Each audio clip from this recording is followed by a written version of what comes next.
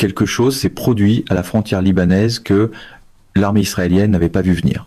Pas une roquette, pas un drone, pas une bombe au bord d'une route. Ce que le Hezbollah a fait était tellement calculé, tellement précis et tellement personnel pour les forces de défense israéliennes. Même des analystes militaires chevronnés sont restés silencieux lorsque les détails ont émergé.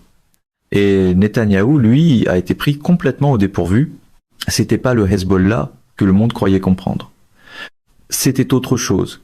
Quelque chose qui se préparait depuis des années, exécuté avec un niveau de patience et de sophistication tactique qui a secoué l'establishment militaire israélien jusque dans ses fondations. Mais voici la partie dont personne ne parle. L'attaque elle-même n'était que la moitié de l'histoire. Ce qui est venu après, la réponse, le silence, les retombées internes au sein du cabinet de guerre israélien. C'est là que les choses deviennent vraiment alarmantes. Le Moyen-Orient n'a jamais été un endroit simple. Chaque action a du poids. Chaque silence a une signification. Et ce que le Hezbollah vient de faire porte les deux, d'une manière qui force les puissances mondiales à recalculer toute leur stratégie dans la région. Ce n'est pas une escarmouche, ce n'est pas un simple titre de nouvelle, c'est un tournant. Revenons au point de départ. Pendant des mois, le front nord du conflit en cours d'Israël a été décrit comme une escalade contrôlée.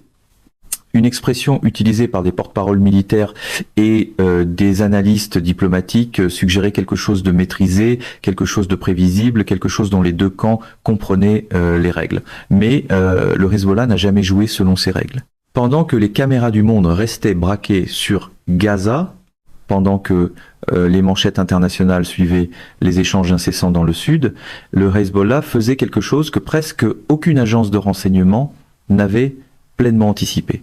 Il observait, il apprenait, il cartographiait chaque position militaire israélienne le long de la frontière nord avec un niveau de détail qui devrait terrifier quiconque comprend ce que ce type de surveillance signifie.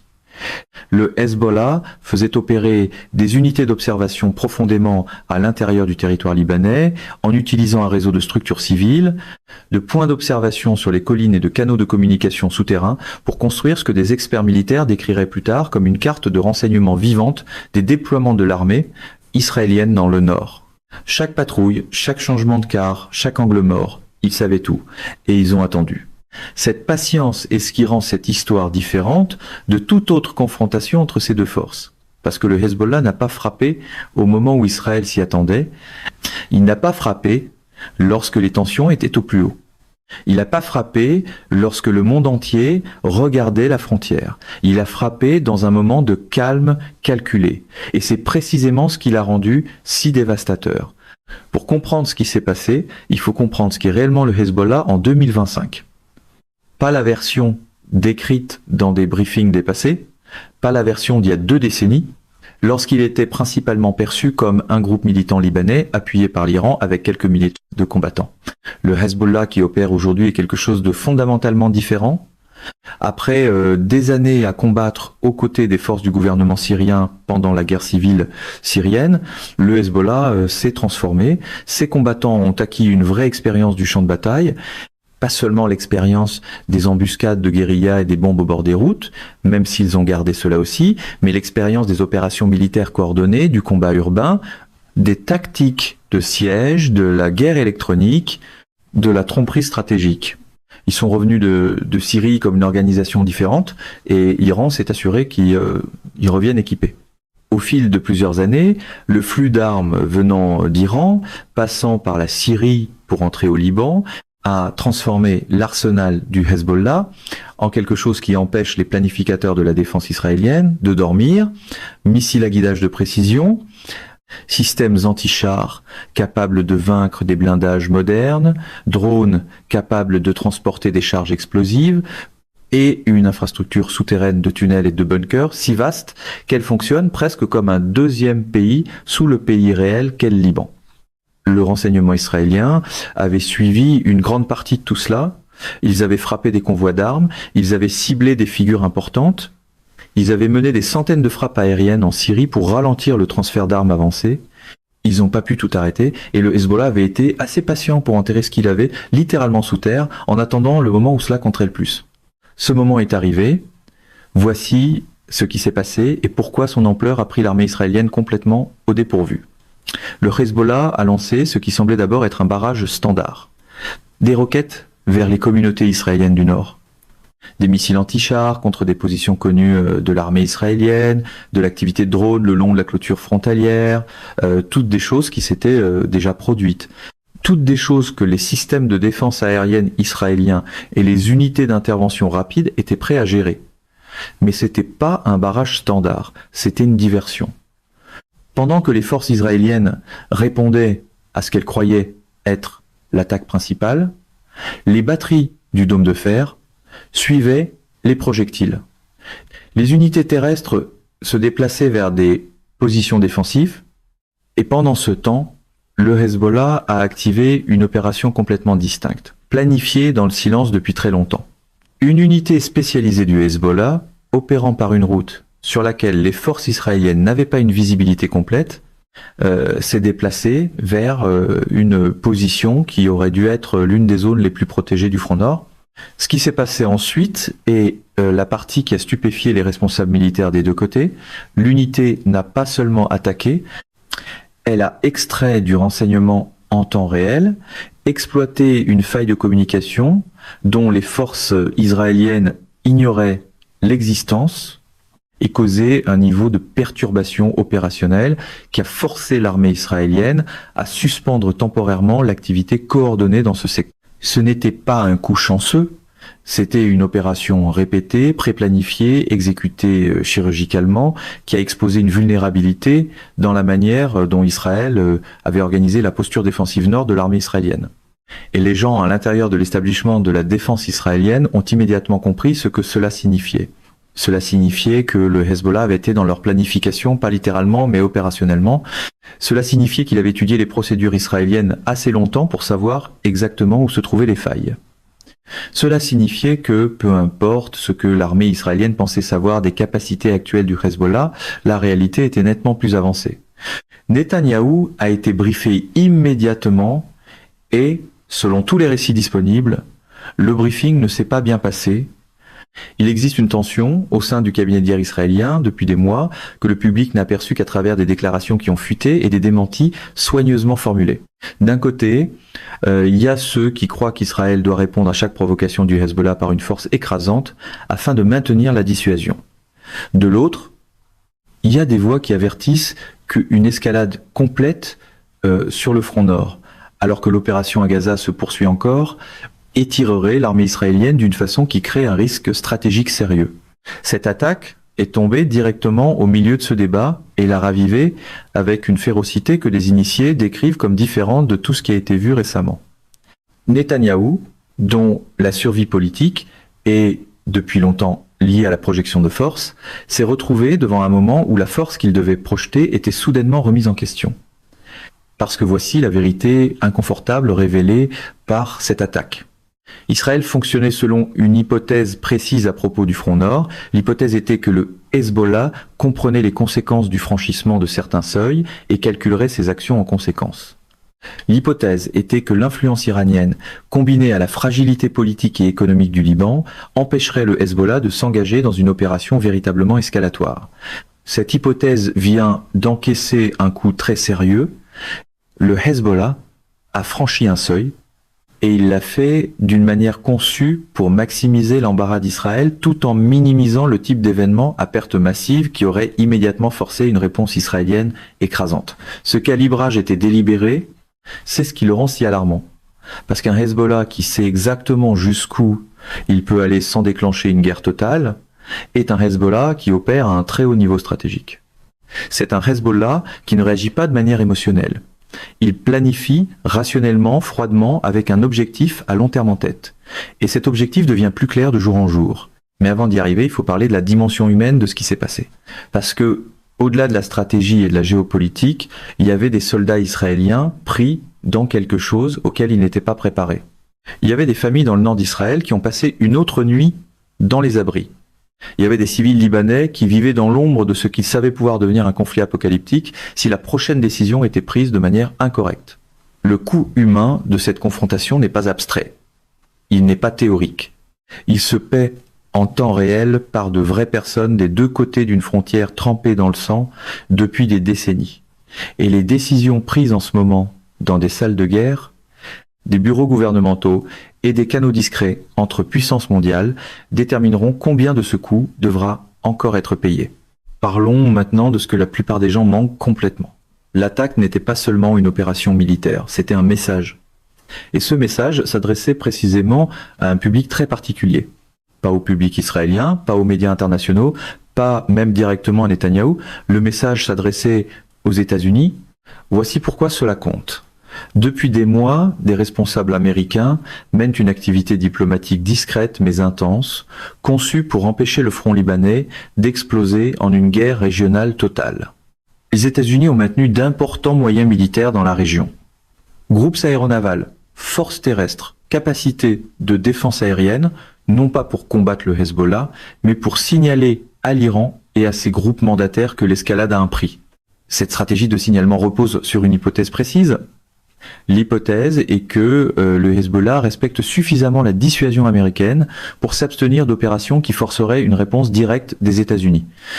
Ce que le Hezbollah vient de faire remet en question cette hypothèse d'une manière très calculée. L'opération était assez dommageable pour compter, mais elle n'était pas assez importante pour franchir les seuils qui obligeraient légalement ou politiquement une implication militaire des États-Unis. Elle a été conçue pour atterrir dans une zone grise, un endroit où les États-Unis doivent regarder, doivent reconnaître, mais ne peuvent pas agir confortablement. Ce n'est pas un accident, c'est une stratégie géopolitique, et les architectes de cette stratégie ne sont pas assis à Beyrouth. Ils sont à Téhéran, plus précisément dans les bureaux du corps des gardiens de la révolution islamique, qui est depuis des décennies le principal formateur, bailleur de fonds et conseiller opérationnel du Hezbollah. Les empreintes de l'Iran sont partout sur ce qui vient de se passer, pas parce qu'il existe une preuve directe d'un commandement opérationnel iranien, mais parce que la logique stratégique de l'opération s'aligne parfaitement avec ce que l'Iran tente d'accomplir depuis l'éruption du conflit régional plus large. L'Iran veut garder Israël et les États-Unis en déséquilibre.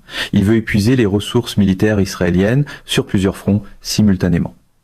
Il veut démontrer aux publics régionaux que la posture de dissuasion américaine a des limites. Et il veut faire tout cela sans déclencher le type de confrontation militaire directe qui pourrait menacer la survie de l'État iranien. L'opération du Hezbollah a servi tous ces objectifs simultanément. Pensez-y un instant. Une seule opération le long de la frontière libanaise, soigneusement conçue, précisément exécutée, et elle a fait avancer la stratégie régionale de l'Iran à plusieurs niveaux à la fois. Ce n'est pas le chaos. C'est pas une militance irréfléchie. C'est une campagne stratégique cohérente, à long terme, exécutée avec une discipline remarquable. Et c'est ce qui devrait inquiéter non seulement Israël, mais tous les gouvernements de la région et au-delà. Maintenant, parlons de la position de Netanyahou, parce que c'est ici que les choses deviennent vraiment compliquées. Benjamin Netanyahou est l'un des dirigeants les plus expérimentés politiquement de l'histoire moderne du Moyen-Orient. Il a survécu à des scandales, des guerres, des effondrements de coalitions et des pressions internationales qui auraient mis fin à la plupart des carrières politiques. Mais ce qu'il affronte en ce moment est une combinaison de pressions à laquelle même sa vaste expérience ne l'a pas entièrement préparé. D'un côté, il y a la réalité militaire. L'armée israélienne est une force extraordinairement capable. Elle possède des ressources de renseignement, une puissance de feu et un savoir-faire tactique que peu d'armées dans le monde peuvent égaler. Mais elle combat sur plusieurs fronts simultanément. Gaza a été une campagne épuisante et prolongée qui a consommé d'énormes ressources et imposé une pression importante aux forces de réserve. Maintenir en même temps un niveau élevé de préparation opérationnelle sur le front nord est un défi que les planificateurs militaires décrivent avec un langage inhabituellement direct. De l'autre côté, il y a la réalité politique. La coalition de Netanyahou dépend d'éléments d'extrême droite qui exigent une réponse militaire maximale à toute humiliation perçue. Ils ne veulent pas de réponse calibrée, ils ne veulent pas de zone grise, ils veulent la force. Une force écrasante, visible, décisive. Mais lancer maintenant une opération militaire à grande échelle contre le Hezbollah au Liban signifierait ouvrir une guerre que les planificateurs militaires israéliens avertissent qu'elle pourrait être le conflit le plus destructeur qu'Israël ait jamais affronté. Le Hezbollah possède un arsenal estimé à plus de 100 000 roquettes et missiles. Beaucoup sont non guidés, mais une portion importante et croissante est précise, capable de frapper des cibles spécifiques en profondeur à l'intérieur d'Israël, avec une précision qui change toute la nature de la menace. Une guerre totale signifierait que ces missiles s'abattraient sur Tel Aviv, Haïfa et d'autres grands centres de population israéliens. Cela signifierait mener une guerre terrestre dans le sud du Liban contre une force qui a passé des décennies à préparer ce terrain précis pour exactement ce combat. Cela signifierait des pertes à une échelle qui choquerait la société israélienne. Netanyahou le sait, ses généraux le savent, et ils savent que le Hezbollah le sait aussi. Donc, la réponse à ce qui vient de se passer ne peut pas être simplement la force maximale, mais elle ne peut pas non plus être le silence, parce que le silence invite la prochaine opération, et la prochaine sera conçue pour pousser encore plus loin. C'est le piège que le Hezbollah a soigneusement construit, et Netanyahou se tient juste au bord. Ce qui se passera ensuite définira la trajectoire de ce conflit pendant des années. Mais voici quelque chose dont presque personne ne parle. Au Liban même, le paysage politique change d'une manière qui complique tout. Le Liban est un pays qui se trouve dans un état de paralysie politique et d'effondrement économique depuis des années. L'explosion du port de Beyrouth en 2020, l'une des plus grandes explosions non nucléaires de l'histoire moderne, a dévasté la ville et l'économie. L'État libanais a effectivement cessé de fonctionner dans tout sens significatif. Il n'y a pas de gouvernement stable, il n'y a pas de banque centrale fonctionnelle, il n'y a pas de filet de sécurité sociale. La livre libanaise a perdu la grande majorité de sa valeur. Des millions de personnes vivent dans la pauvreté. Et dans ce vide, le Hezbollah s'est déplacé non seulement militairement, mais aussi politiquement, économiquement et socialement. Dans les régions du Liban où le Hezbollah opère, il fournit des services que l'État libanais ne peut pas fournir. Il construit des routes, il gère des cliniques, il finance des écoles, il emploie des gens. Pour une partie importante de la population libanaise, le Hezbollah n'est pas un groupe armé, c'est le gouvernement. Cette réalité sociale est ce qui rend le Hezbollah si extraordinairement difficile à détruire par l'action militaire, parce qu'on ne peut pas bombarder un contrat social. On ne peut pas frapper par les airs des infrastructures communautaires sans rendre les gens qui en dépendent plus en colère et plus sympathiques envers l'organisation qui les a construites. Israël le sait. Les stratèges américains le savent, et ils n'ont pas de bonne réponse à cela. Chaque opération militaire contre le Hezbollah qui cause des souffrances civiles au Liban rend le recrutement du Hezbollah plus facile. Chaque bâtiment détruit que le Hezbollah reconstruit cimente son rôle de fournisseur. Chaque famille libanaise qui perd une maison dans une frappe aérienne israélienne est un partisan potentiel du Hezbollah pour la prochaine génération. C'est le paradoxe stratégique au cœur du problème libanais. Et il n'a pas de solution militaire facile.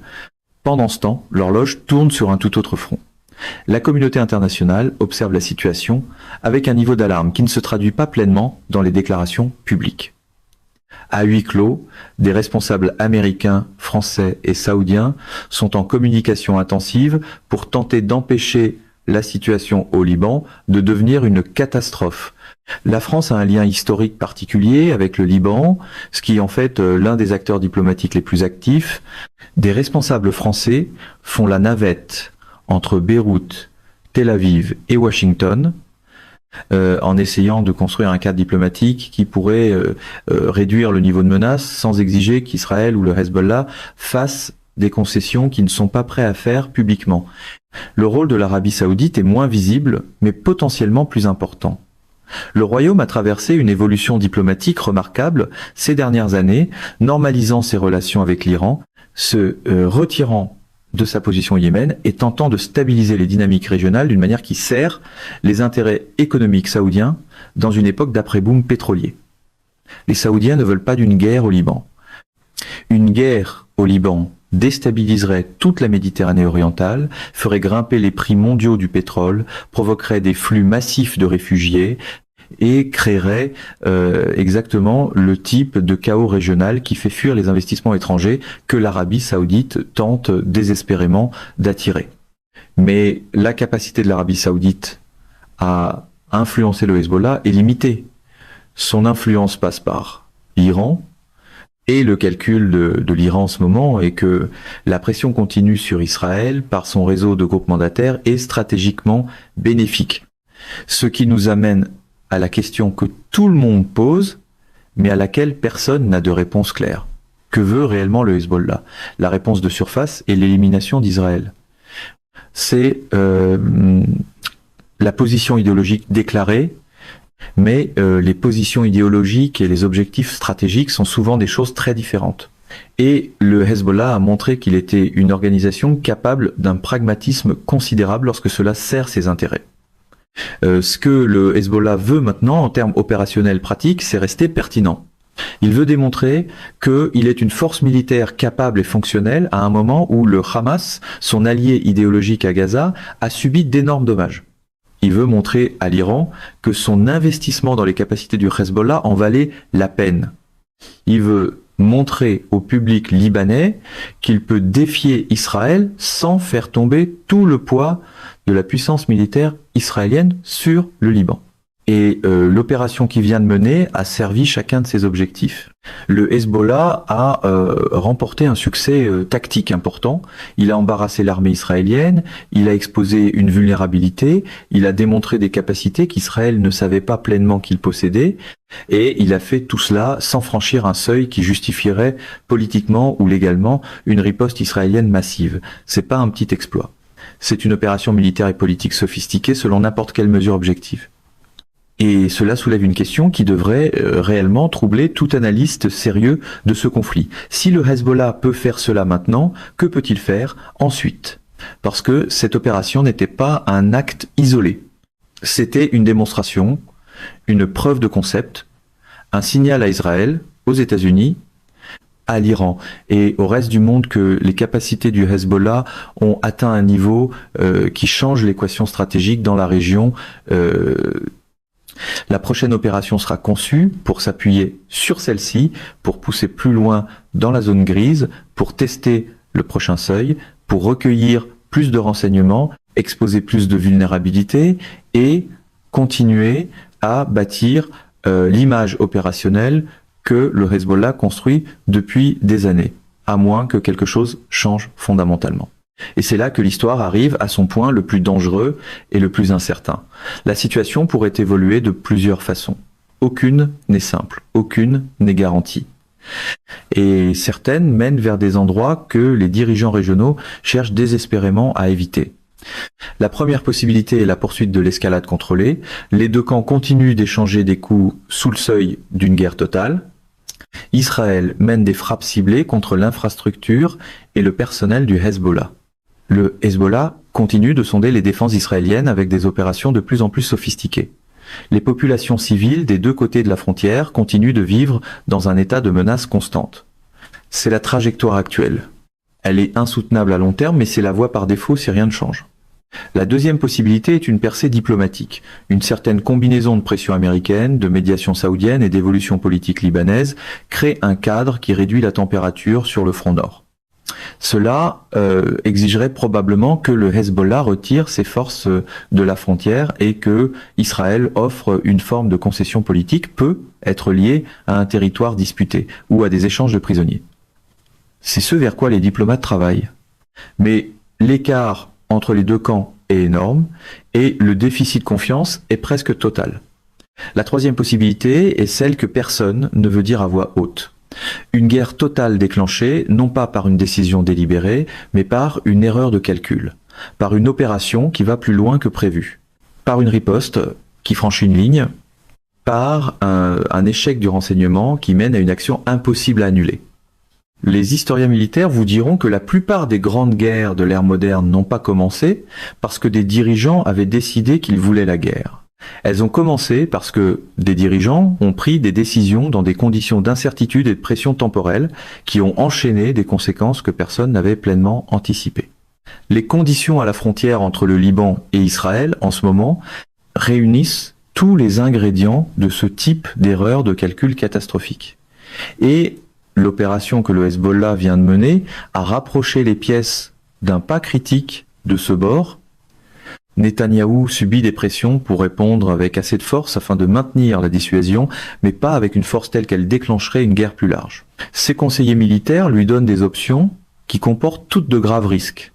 Sa coalition politique exige une action que son armée l'exhorte à aborder avec prudence.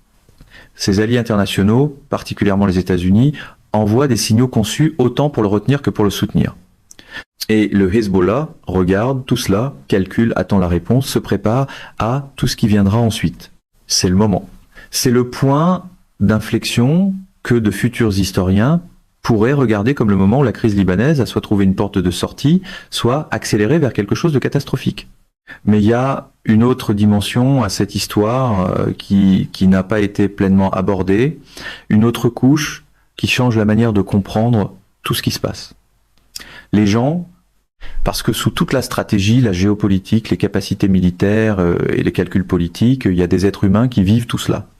Des familles israéliennes dans les communautés du Nord qui ont été déplacées de leur maison pendant des mois, vivant dans des hôtels et des abris temporaires, incapables de retourner dans les maisons, les fermes et les entreprises autour desquelles elles ont bâti leur vie.